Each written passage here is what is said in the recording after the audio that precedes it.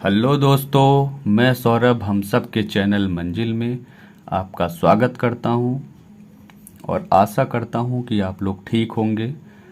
तो हम लोग एक नए वीडियो के साथ बहुपद क्लास 10वीं का सेकेंड चैप्टर बहुपद है और उसी के बारे में आज हम लोग पढ़ेंगे। ठीक है, ये देखिए 11 शब्द लिखे हुए हैं।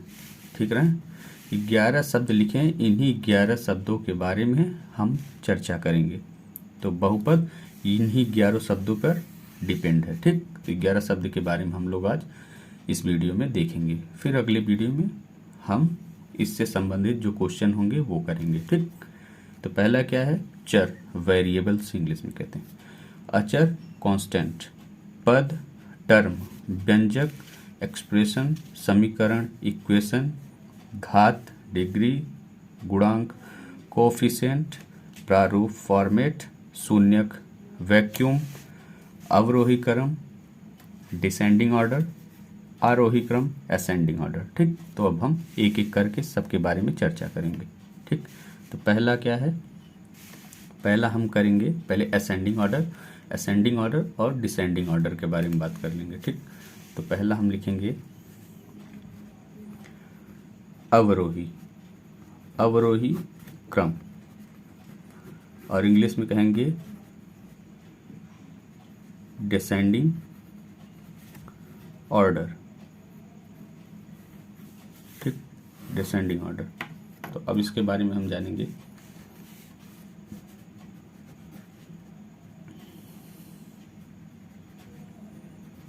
किसी भी अंक को यदि हम घटते क्रम में व्यवस्थित करते हैं तो उसे क्या कहते हैं? अवरोही क्रम कहते हैं। ठीक, फॉर एग्जांपल ले लीजिए। एग्जांपल घटते क्रम में जैसे 9 8 7 6 7 6 9 8 7 6 5 4 3 2 1। ठीक, ये सब। अब फिर दूसरा क्या है? आरोही क्रम। आरोही क्रम को क्या कहते हैं? Ascending order. अब इसको लिखते हैं, इसका डिफिनेशन। किसी भी अंक को यदि हम घटते क्रम में व्यवस्थित करते हैं। बढ़ते क्रम में, यहाँ घटते नहीं, बढ़ते, यहाँ बढ़ते क्रम। क्या अवरोही क्रम में क्या था? यहाँ घटते क्रम में था, लेकिन आरोही में बढ़ते क्रम में व्यवस्थित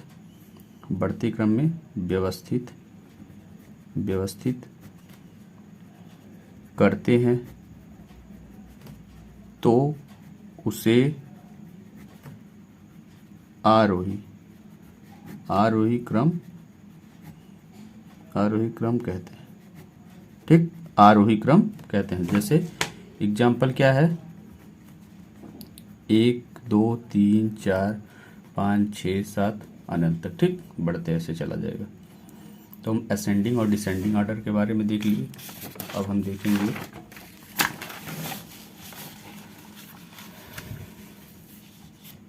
वेरिएबल के बारे में। किसके बारे में? वेरिएबल, चर के बारे में। तो अब हम एक मिनट इधर देखते रहे क्या क्या पढ़ाना है ना, एक तरफ। तो चर के बारे में। किसके बारे में? पहला क्या है? चर। चर, इसको क्या कहते हैं? Variable, variables. ठीक, अब चर, चर के बारे में पढ़ेंगे हम।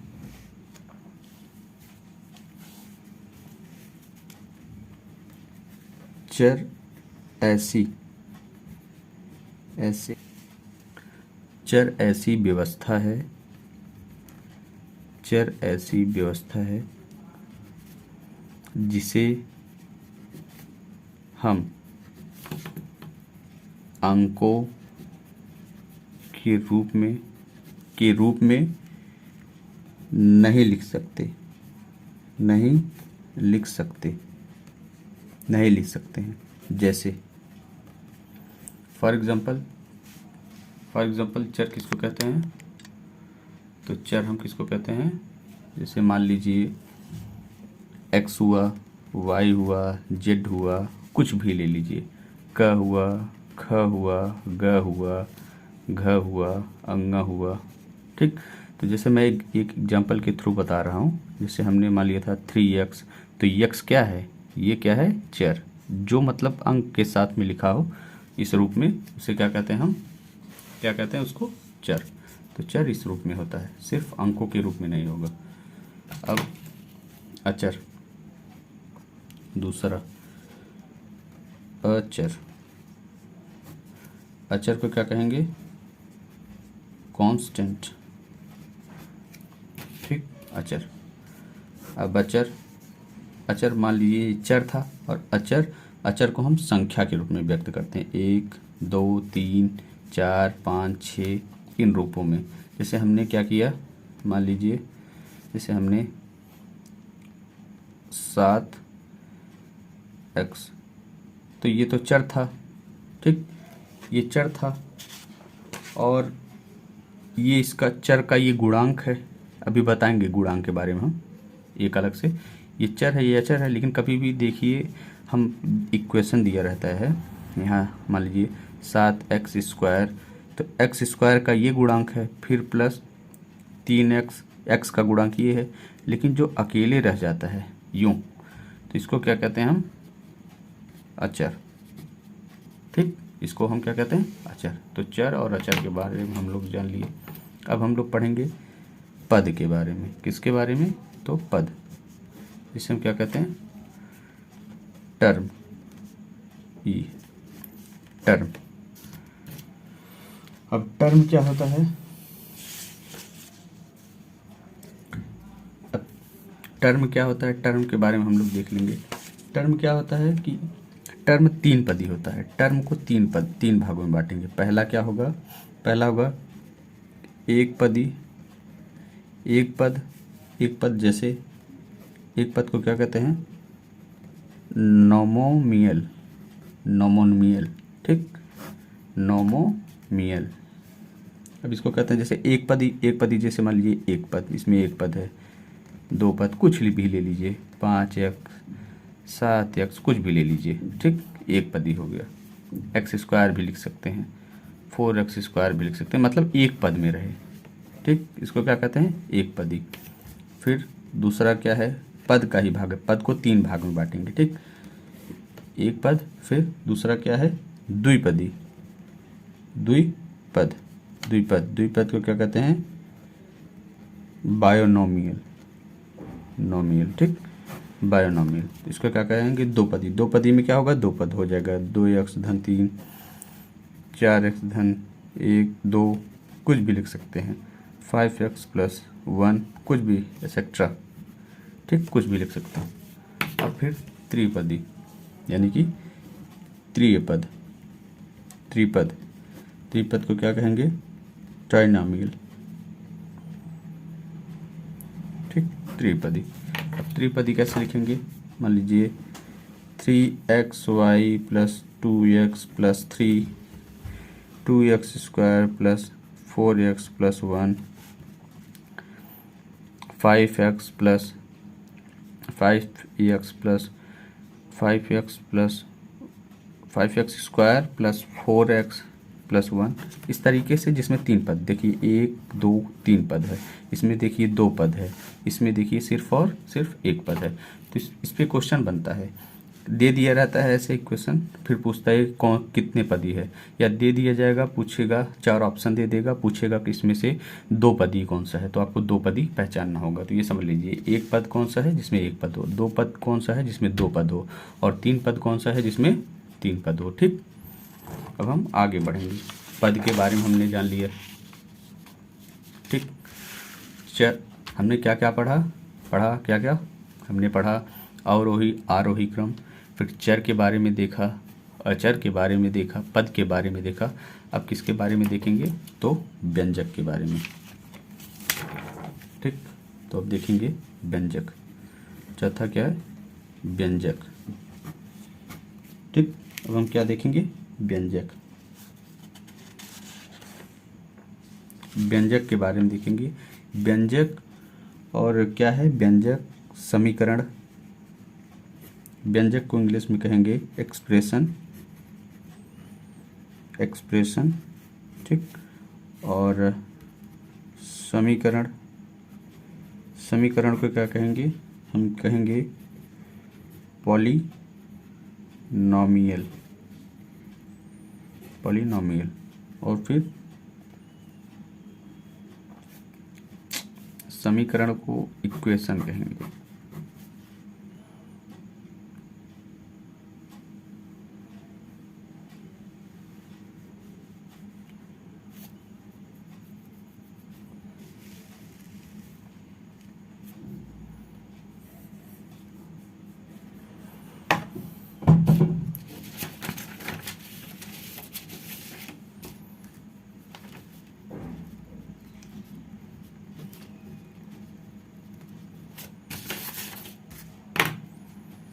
अब चौथा हम ये 3 चीज़ों के बारे में हम देखेंगे।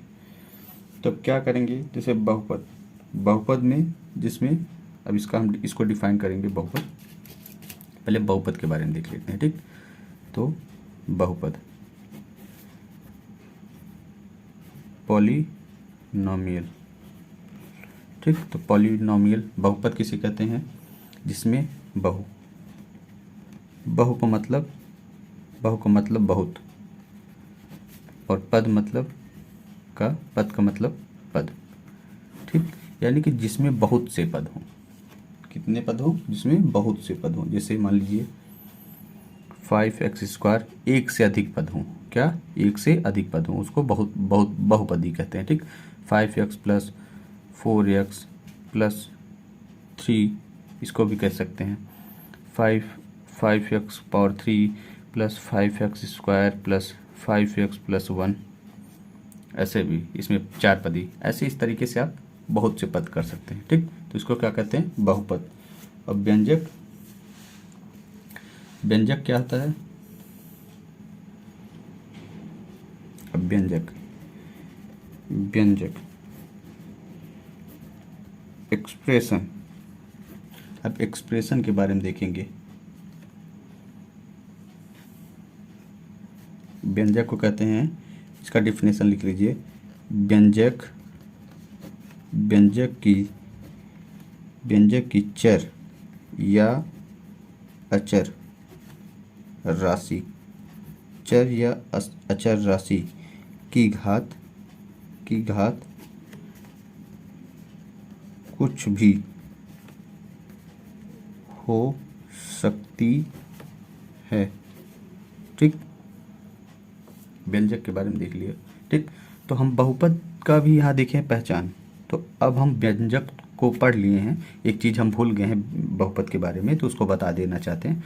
तो यहाँ आप करके लिख लीजिएगा करेक्शन यहाँ। तो अब बहुपद को समझेंगे तभी व्यंजक को समझेंगे। ठीक, इसलिए बहुपद की पहचान हम बताने जा रहे हैं, उसको देख लीजिए। बहुपद, बहुपद, बहुपद की पहचान। ठीक, अब देखिए दोनों में, व्यंजक में और बहुपद में अंतर करना सीखिए। देखिए क्या होता है, बहुपद में पहला कंडीशन क्या होता है, चर। चर के बारे में हम देख लिए हैं। चर कभी, चर की घात हमेशा, हमेशा क्या होनी चाहिए, हमेशा पूर्ण संख्या, पूर्ण संख्या होनी चाहिए। अब पूर्ण संख्या पूछेंगे बहुत लोग क्या होगा, तो पूर्ण संख्या भी हम बता देते हैं एक बार। जैसे पूर्ण संख्या, ये पूर्ण संख्या कभी भी 1 से 1 2 3 4 0 1 2 3 4 से अनंत की संख्याओं को क्या कहते हैं? पूर्ण संख्या। ठीक, पहला। अब दूसरा कंडीशन क्या है? बहुपद में चर की घात कभी भी दशमलव या p/q के रूप में नहीं होगा। जैसे मान लीजिए फॉर एग्जांपल, कभी मान लीजिए हमने क्या लिखा? बहुपद 3x स्क्वायर की जगह हम क्या लिख दिए? ये चर की घात। इसमें बोल रहा है बहुपद में मान लीजिए एक पदी हो या दो पदी हो तो उसका घात क्या नहीं होना चाहिए? जैसे मान लीजिए चर की, यही चर है ना, यही चर, तो चर की घात क्या नहीं होनी चाहिए? दशमलव में 2.5 के रूप में नहीं होना चाहिए। ठीक, 2.5 के रूप में नहीं होना चाहिए। और पहला पहचान, अगर 2.5 के रूप में है, दशमलव के रूप में, ठीक, अगर दशमलव में इसकी घात है चर की, ठीक, मान लीजिए ये हुआ। फिर आगे वाला क्या हुआ? 3x power 1.5। ये अगर दशमलव के रूप में दिया है, चर की घात क्या हो? दशमलव के रूप में दिया है, तो ये बहुपद नहीं होगा। क्या नहीं होगा? ये बहुपद नहीं होगा। अब दूसरा क्या कह रहा है कंडीशन? कभी भी 3x की पावर p/q के रूप में, यानी कि 4/5, यानी कि चर की घात 4/5 इस रूप में कभी नहीं होगा। अगर कभी भी होगा तो 3x पावर 2 या plus 3x power 3 plus 3x power 2 plus 1 इस रूप में होगा। ठीक, कभी भी दशमलव या 4/5 p/q के रूप में बहुपद नहीं होगा। ठीक, तो दूसरी पहचान। अब तीसरी पहचान देखिए। किसी भी चर की घात अंडर रूट में नहीं होना चाहिए। ठीक, अब फॉर एग्जांपल ले लीजिए। जैसे कभी भी किसी भी चर की घात अंडर रूट में, चर की घात क्या हो? जैसे हमने मान लिया 3x स्क्वायर, अब एक चर की घात है, अब ये भी अंडर रूट में आ गया, तो इस प्रकार की बातें नहीं होनी चाहिए। अगर ऐसी बात है तो क्या होगा कि ये बहुपद नहीं है। ठीक, पूछेगा ऐसे दे देगा। मान लीजिए 3x square under root plus 3 plus 2x plus 1। अब ये पूछेगा ये बहुपद है, तो आप लोग कहेंगे, बहुत लोग सोचेंगे हाँ भाई 3 पदी है, बहुपद है, यानी कि एक से अधिक पद को क्या कहते हैं? बहुपद। तो ये 3 पद है इसमें, तो ये बहुपद होगा। लेकिन हरदम ध्यान रखने की बात होगी कि अंडर रूट में अगर चर की घात कहाँ है? अंडर रूट में, तो कभी भी बहुपद नहीं होगा। अगर चर की घात दशमलव में है, चर की घात p/q के रूप में है, तो कभी बहुपद नहीं होगा। ठीक, अगर चर की घात पूर्णांक में नहीं है, कभी कभी क्या हो जाता है? चर की घात 3x माइनस 1 माइनस में हो जाता है, तो भी ये क्या होगा? बहुपद नहीं होगा। तो बहुपद की 3 पहचान हमने देखा। अब 3 पहचान के बाद चौथा देखेंगे, चौथे को देखेंगे। चौथा पहचान देखेंगे, किसी बहुपद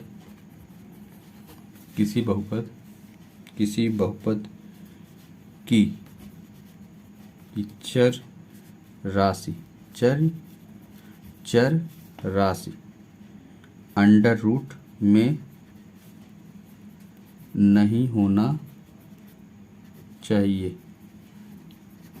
अब इसको देख लीजिए, चर राशि क्या नहीं होना चाहिए? Under root. अगर मान लीजिए हमने लिखा 3x square plus 3 under root x, under root के बाहर है ये चर, ठीक, प्लस 2, तो क्या होगा? ये बहुपद है।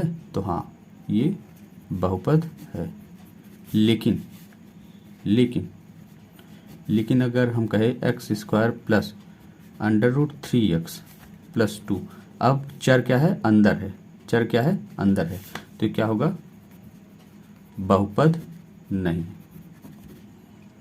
ठीक, ये समझ में आया दोनों में अंतर? क्या कह रहा है, किसी बहुपद की चर, यहाँ देखिए चर पकड़िए, चर राशि अंडर रूट में नहीं होना चाहिए। इसमें देखिए अंडर रूट में हो गया चर राशि, और इसमें क्या है, अंडर रूट से बाहर, इसलिए क्या होगा, ये बहुपद नहीं होगा, ये बहुपद होगा। ठीक, ये वाली बात समझ में आई। अब ये चार पहचान बहुपद के हैं। ठीक, अब वही समझाने का हमारा मकसद था जो हम पिछले पेज में हम आपको दिखाना चाहते थे कि यहाँ व्यंजक को पढ़ाएं।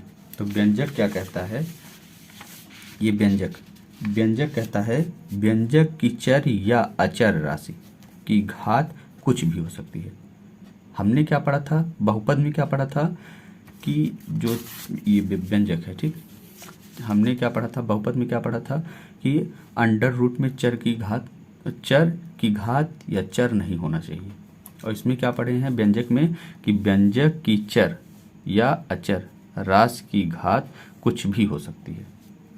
मतलब ये इसकी चर की घात, जैसे व्यंजक मान लीजिए 3x की पावर 2 पावर 5, ये क्या है, तो क्या है, व्यंजक।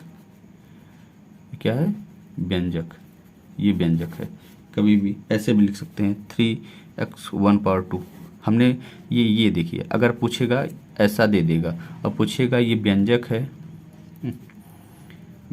है कि बहुपद है, तो हम क्या कहेंगे, ये क्या है, व्यंजक है। ठीक, तो यही व्यंजक में और बहुपद में अंतर है। ठीक, बात समझ में आई।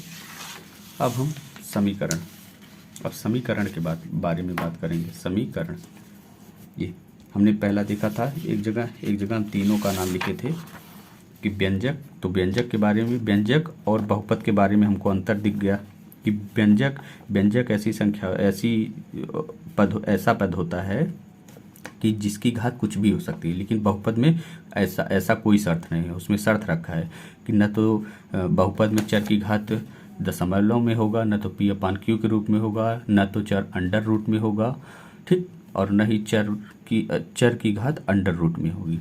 ये 4-5 पद थे। ठीक, तो इसको हम बात ध्यान में रखेंगे। और व्यंजक की घात क्या होती है, कुछ भी हो सकती है, दशमलव में भी हो सकता है, और किसमें, p/q के रूप में भी हो सकता है। तो यही अंतर दोनों में है, व्यंजक और बहुपद में।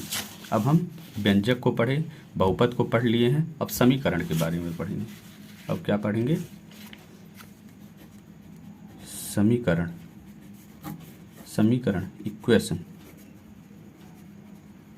इक्वेशन के बारे में पढ़ेंगे। ठीक, इक्वेशन किसको कहते हैं, हमने पद देखा था, हमने आपको बताया कि 3x² प्लस 2x प्लस 1, इस प्रकार से हमने बताया। तो इसमें 3 पद है, तो ये पदी है, इसको पद कहेंगे, ये बहुपद कहेंगे। हम इसको त्रिपदी भी कह सकते हैं, बहुपद भी कह सकते हैं। क्यों बहुपद कह सकते हैं, क्योंकि एक पद से अधिक है, जो एक पद से अधिक हो उसको क्या कहेंगे, बहुपद।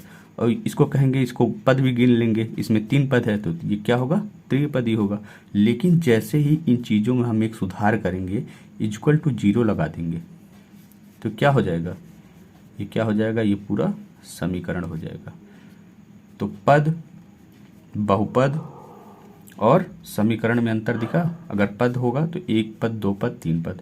ठीक, अगर कहेंगे इसको हम तीनों देखेंगे, एक से अधिक है तो बहुपद भी कह सकते हैं, त्रिपदी भी कह सकते हैं। लेकिन जैसे ही इक्वल टू 0 लगा किसी भी पद में, तो क्या हो जाएगा, 3 पदी। अब समीकरण का मतलब होता है कि इक्वल टू 0 लगा तो क्या हो जाएगा, समीकरण। ठीक, यही है समीकरण। अब हम पढ़ेंगे घात के बारे में। घात को एक नाम से और जानते हैं, कोटि, जिसको कहते हैं कोटि, इंग्लिश में डिग्री। ठीक, डिग्री के बारे में पढ़ेंगे। अब डिग्री क्या होता है, कभी भी हम लिखे हैं, जैसे 1 पदी, 2 पदी, 3 पदी, कुछ भी लिख दीजिए। जैसे 4x की power 2, 4x power 16 plus 3x power 6 17 plus 4 equal to 0। तो ये देखिए, इसी को घात कहते हैं। जो भी घात हो, घात तो आप लोग शुरू से ही पढ़ते आ रहे हैं, तो घात के बारे में आप लोगों को जानकारी होगी। तो ये देखिए, इसको घात कहते हैं। ठीक, अब इसमें क्वेश्चन कैसे बनेगा, दे देगा कि इस समीकरण में सबसे बड़ी घात किसकी है, किस चर की है, तो x की पूछ लेगा, x की सबसे बड़ी घात, तो x की सबसे बड़ी घात क्या होगी, 17। ठीक, अब गुणांक के बारे में पढ़ेंगे। गुणांक, कोफिशिएंट। अब गुणांक क्या कहते हैं, जैसे हमने एक पद ले लिया 3x² + 4x + 3, ऐसा पद ले लिया, इसको त्रिपदी भी कह सकते हैं और इसको कह सकते हैं बहुपद भी कह सकते हैं। तो गुणांक इसको कहेंगे जो चर राशि के साथ जो अंक आते हैं, ये वाला, ये चर है। अचर की बात तो नहीं, ये तो अचर है, ये तो पहले से ही क्लियर है कि अचर है। और ये चर है, ये भी चर है। तो चर के साथ जो आते हैं, ठीक, इसी को क्या कहते हैं हम, गुणांक। इसी को गुणांक कहते हैं, ठीक। इसमें क्वेश्चन कैसे बनेगा, पूछेगा x², इस समीकरण में इस पद में x² का गुणांक क्या होगा, तो x² का गुणांक 3 होगा। x की गुणांक पूछेगा, x गुणांक के बारे में बात करेगा, तो x का गुणांक क्या होगा, 4। अगर x² का गुणांक पूछेगा 3 और x का गुणांक पूछेगा तो 4, ठीक। अब हम पढ़ेंगे शून्यक, जिसको क्या कहते हैं, वैक्यूम। अब शून्यक के बारे में पढ़ेंगे।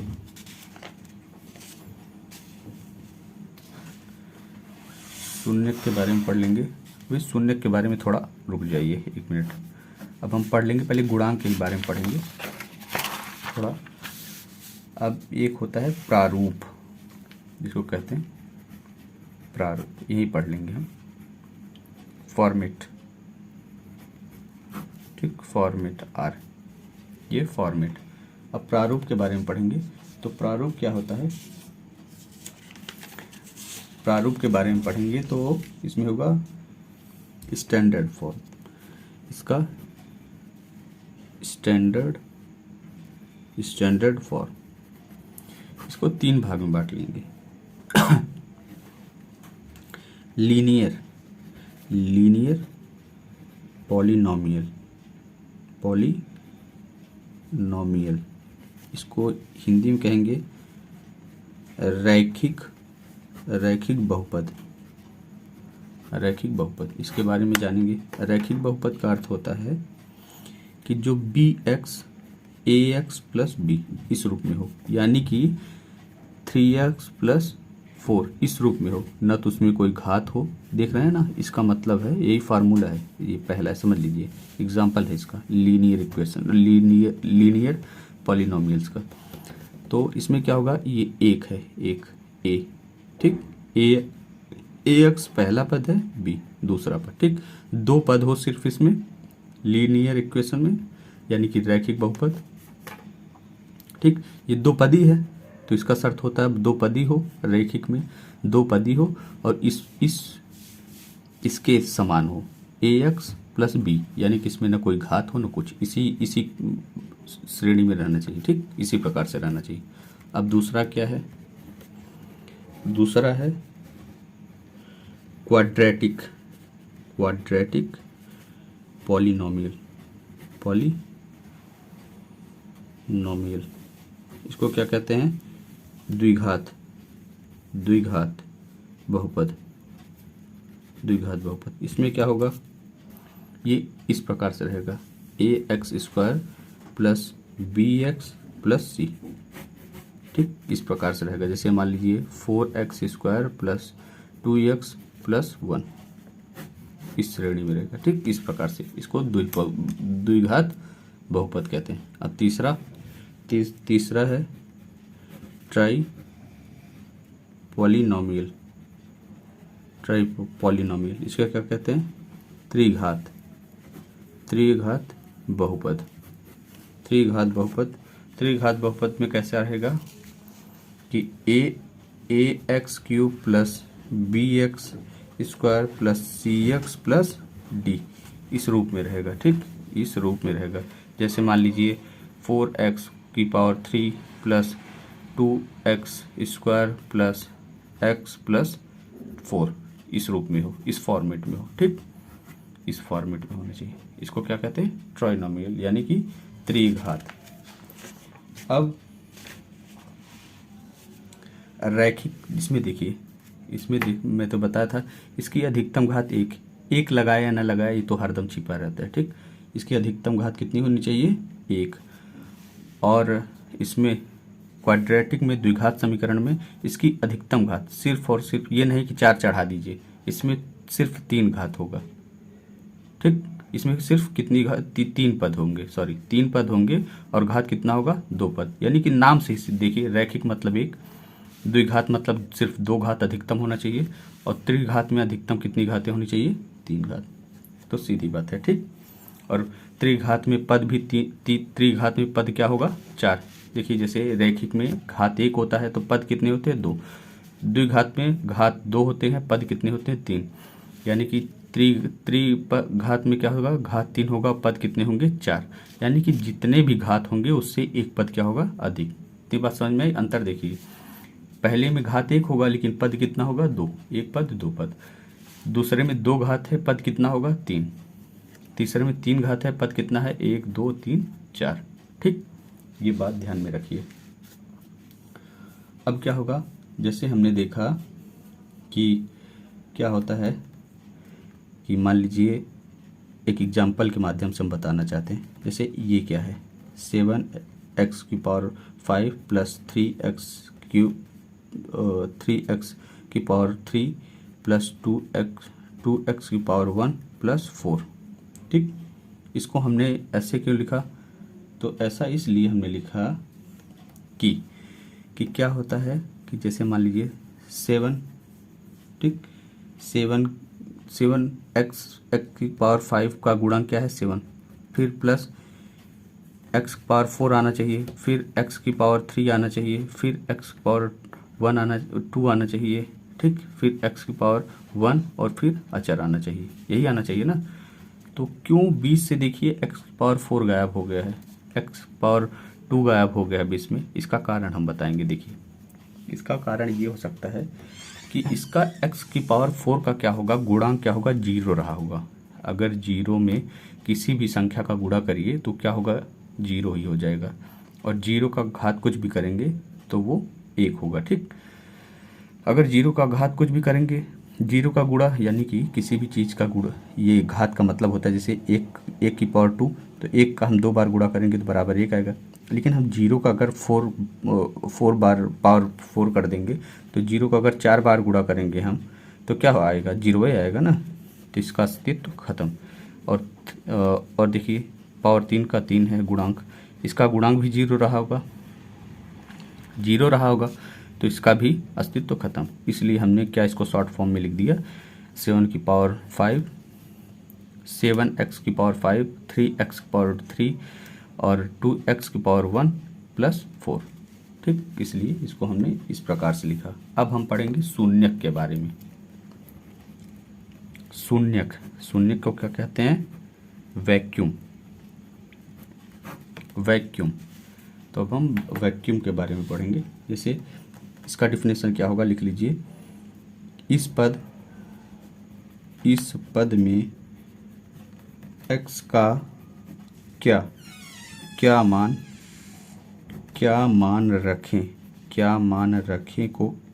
रखें कि संपूर्ण पद क्या हो जाए, संपूर्ण पद का मान शून्य हो जाए, ठीक। संपूर्ण पद का मान क्या हो जाए, शून्य। तो हम देखेंगे कैसे। मान लीजिए 3x प्लस 9, ठीक। अब इसका पद हम मतलब इस पद में x का मान क्या रखें जिससे पूरा पद क्या हो जाए, शून्य। तो अब हम इसको देखेंगे कि हमने देख लिया 3x प्लस 9 = 0, इसको कर दिया, ठीक। ये एक समीकरण हो गया। तो अब हम इसको हल करेंगे कि 3x = उधर जाएगा तो क्या हो जाएगा, -9, प्लस ये +9 उधर जाएगा तो -9 हो जाएगा, प्लस उधर जाएगा तो माइनस, अगर माइनस उधर जाएगा तो प्लस, ठीक। तो हम इसको लिख सकते हैं x = 9/3 माइनस, ठीक, -9/3। तो हम यहाँ कर देंगे 3 × 3 = 9, यानी कि x का मान क्या हो जाएगा, -3। तो अब हम देखेंगे इस समीकरण, ये समीकरण पहला है, तो समीकरण हम पहले में अगर x का मान रखेंगे तो 3x × x का मान क्या रखेंगे, -3, फिर प्लस 9 इक्वल टू 0। तो अब यहाँ क्या करेंगे, -3 इंटू 3, फिर -9, फिर +9 इक्वल टू 0। तो +9 और -9 क्या हो जाएगा, कट जाएगा, यानी कि इधर भी 0 इक्वल टू उधर भी 0। अब क्या हो गया, शून्य। यही कहा था, इस पद में x का क्या मान रखें कि संपूर्ण पद का मान शून्य हो जाए। तो इस पद में x का मान -3 रख दीजिए, तो इस सारे पद का मान, ये समीकरण का मान क्या हो जाएगा, शून्य हो जाएगा। ठीक, तो इतनी बात हम लोग बहुपद में, पॉलिनोमियल्स में देखें। अब अगला चैप्टर क्या होगा हमारा, प्रश्नावली पे होगा, जो हम लोग सॉल्व करेंगे। तो इन्हीं चीज़ों को हम उन क्वेश्चन पे भी लागू करेंगे और लागू करके हम दिखाएंगे आप लोगों को। ठीक, तो इसको बढ़िया से समझ लीजिए कि शून्य क्या होता है, गुणांक क्या होता है, चर क्या होता है, अचर क्या होता है, समीकरण क्या होता है, पद बहुपद में और समीकरण में क्या अंतर होता है, समीकरण और व्यंजक में क्या अंतर होता है। तो मैंने इस वीडियो में सब कवर कर दिया है। तो इतनी चीज़ों को आप लोग बहुत बढ़िया से पढ़िएगा और जो ना है कमेंट बॉक्स में ज़रूर लिखिएगा। तो मैं आशा करता हूँ वीडियो आपको अच्छी लगी होगी। अगर अच्छी लगी हो दोस्त तो लाइक कर दीजिएगा, सब्सक्राइब कर दीजिए और सब चैनल को सब्सक्राइब कर लीजिएगा और शेयर कर दीजिएगा। ठीक है, धन्यवाद आप लोगों को।